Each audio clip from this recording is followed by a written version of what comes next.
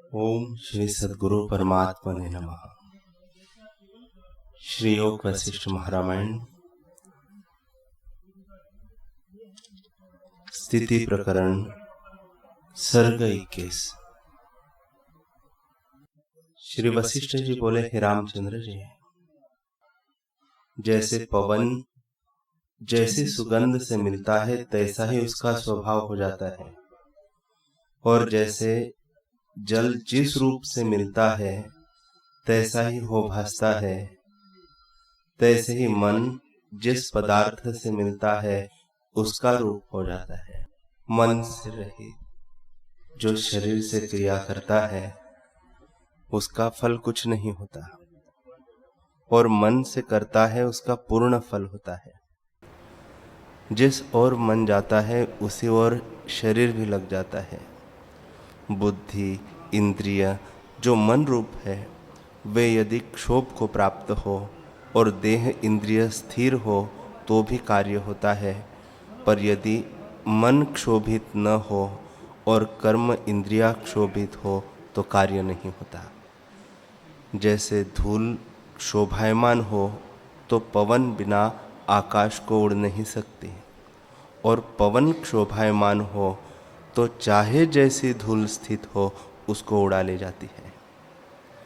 तैसे ही देह पड़ा रहता है। मन अपने फुरने से स्वप्न में अनेक अवस्थाओं को प्राप्त होता है, और जागृत में भी जिस ओर मन फुरता है देह को वही ले जाता है।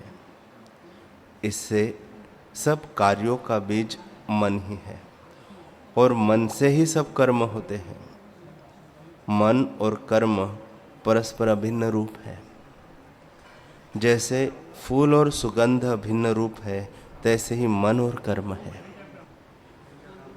जिस कर्म का अभ्यास मन में दृढ़ होता है उसी की शाखा फैलती है, उसी फल को प्राप्त होता है और उसी स्वाद का अनुभव करता है। जिस जिस भाव को चित्त ग्रहण करता है उसी भाव को प्राप्त होता है, और उसी को कल्पना रूप मानता है। धर्म अर्थ काम मोक्ष ये 4 पदार्थ है। उनमें जिनकी दृढ़ भावना मन करता है उसी को सिद्ध करता है। कपिल देव ने सब शास्त्र अपने मन की सत्ता ही से बनाए हैं। उसने निर्णय किया है कि प्रकृति अर्थात माया के 2 स्वभाव हैं, एक अनुलोम परिणाम और दूसरा प्रतिलोम परिणाम। जब प्रतिलोम परिणाम होता है तब दृश्य भाव प्राप्त होता है, और अनुलोम परिणाम से अंतर्मुख आत्मा की ओर आता है। आत्मा शुद्ध रूप है, इससे आत्मा की ओर अनुलोम परिणाम ही मोक्ष का कारण है, और कोई उपाय नहीं। वेदांतवादियों ने यह निश्चय किया है कि यह सर्व ब्रह्म ही है। शम दम आदि से जब मन संपन्न होता है तब यह निश्चय होता है कि सर्व ब्रह्म है। उनके चित्त में यही निश्चय है। ब्रह्म ज्ञान के सिवाय और किसी यत्न से मोक्ष नहीं होता। विज्ञानवादी कहते हैं कि जब तक बुद्धि फूरती है तब तक संसार है, और जब यह अपने स्वभाव में फुरती है तब उस काल में स्वरूप में स्थिति होती है। जब वह काल आवेगा तब मोक्ष की प्राप्ति होगी। अरहंत जी जो बड़े हैं उनको अपने निश्चय अनुसार भासता है। मीमांसा पातंजल वैशेषिक और न्यायिक शास्त्रकार अपनी अपनी बुद्धि से जैसा जैसा निश्चय धरते हैं तैसा ही तैसा उनको भासता है। स्वरूप में न कोई मत है और न शास्त्र है। इनका कारण मन है। मन को ही अंगीकार करके सब मत डूबे हैं। न नीम कड़वा है न मधु मीठा है, न अग्नि उष्ण है और न चंद्रमा शीतल है। जैसा जैसा जिसके मन में निश्चय होता है तैसा ही तैसा उसको भासता है। किसी को नींब प्यारी होती है और मधु कटु लगता है। नींब के कीट को मधु नहीं रुचता तो क्या मधु कटुक हो गया?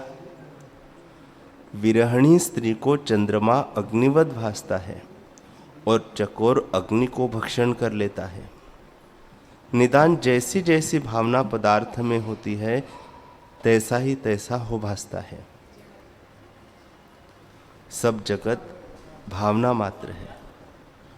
जिस पुरुष को दृश्य में भावना है वह अनेक दुख और भ्रम को देखता है, और जिसको शम दम आदि साधन से अकृत्रिम पद की प्राप्ति होती है और मन तदाकार हुआ है वह शांतिमान होता है।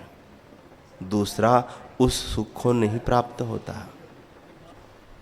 हे रामचंद्र जी, यह जगत दृश्य तुम्हारे मन के स्मरण में स्थित हुआ है तो तुच्छ रूप है। इसको मन से त्याग करो। ये सुख दुख आदि महाभ्रम देने वाले हैं और यह संसार अपवित्र और असत तथा मोह रूप महाभय का कारण है। आभास माया मात्र और अविद्या रूप है। इसकी भावना भय का कारण है। जब जगत के साथ संवित की तन्मयता होती है तब उसका नाम कर्म बुद्धिश्वर कहते हैं। जब दृष्टा को दृश्य से संयोग होता है तब बड़े मोह को प्राप्त होता है। दृश्य से मिलके भ्रम अनात्म में आत्म अभिमान करता है और देहादिक को अपना आप जानता है। संसार रूप मद से जीव उन्मत्त हो जाता है और स्वरूप के संभाल इसको नहीं रहती। इसी का नाम अविद्या बुद्धिश्वर कहते हैं। जो दृश्य से मिला है उसका कल्याण नहीं होता, और जिसके आगे मन का पटल है उसको स्वरूप का भान नहीं होता।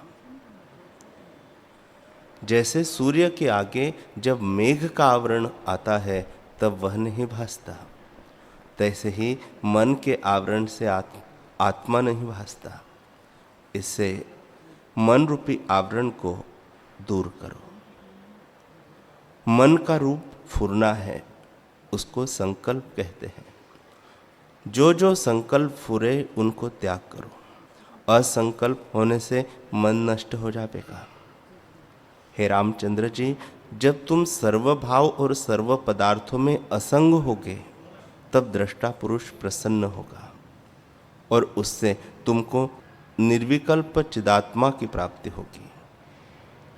जहाँ न जगत की सत्ता है, न सुख और न दुख है, केवल अद्वैत भाव है जो अपने आप में प्रकाशता है। जब संसार की भावना तुम्हारे हृदय से उठ जाएगी तब तुम निर्मल स्वरूप में स्थित होंगे और तब दृश्य भ्रम निवृत्त हो जाएगा। जैसे रस्सी के सम्यक ज्ञान से सर्पभ्रम नष्ट हो जाता है, तैसे ही चिदात्म के सम्यक ज्ञान से जगत भ्रम नष्ट हो जाएगा। इससे तुम दृश्य भावना का त्याग करके चिदात्मा की भावना करो। जैसी भावना होती है तैसे ही भासता है।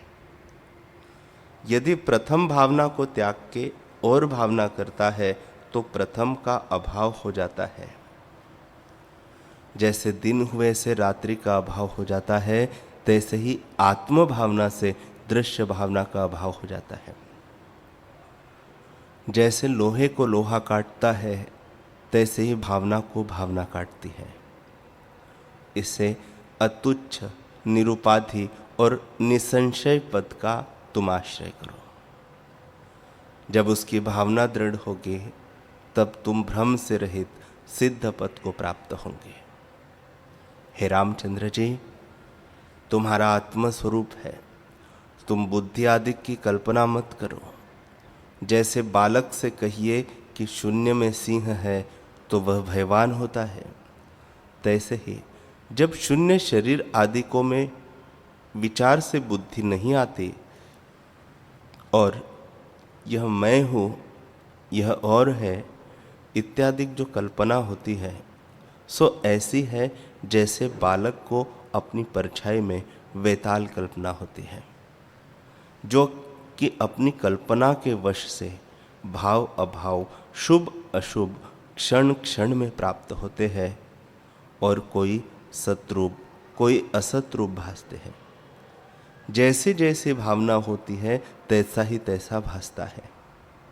पर स्त्री में जब काम बुद्धि होती है तब स्पर्श से स्त्रीवत आनंददायक होती है, और जो उस स्त्री में माता की भावना करता है तो उससे काम बुद्धि जाती रहती है।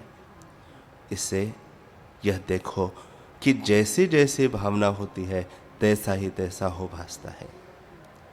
भावना के अनुसार फल होता है और तत्काल उसी आकार को देखता है।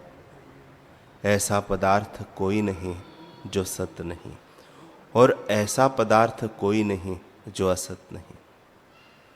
जैसा जैसा किसी ने निर्णय किया है तैसा ही तैसा उसको भासता है। इसे इस संसार की भावना को त्याग करके तुम स्वरूप में स्थित हो। हे रामचंद्र जी, मणि में जो प्रतिबिंब पड़ता है उसको मणि दूर नहीं कर सकती, पर तुम तो मणिवत जड़ नहीं हो, तुम चैतन्य रूप आत्मा हो। तुम्हारे में जो दृश्य का प्रतिबिंब पड़ता है तुम उसको त्याग करो।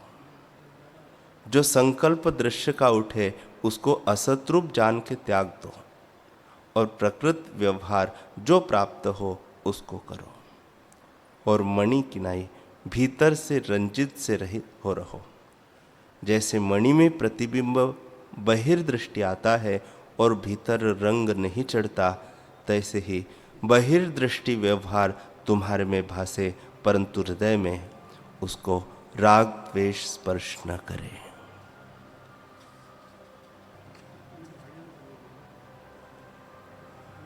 हरि ओम।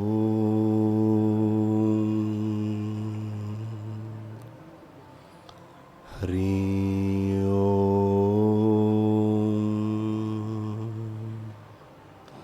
ओम सहना भवतु सहनौ भुनक्तु सह वीर्यं करवावहै तेजस्विनावधीतमस्तु मा विद्विषावहै। ओम शांति शांति शांति। श्री सद्गुरुदेव भगवान की जय।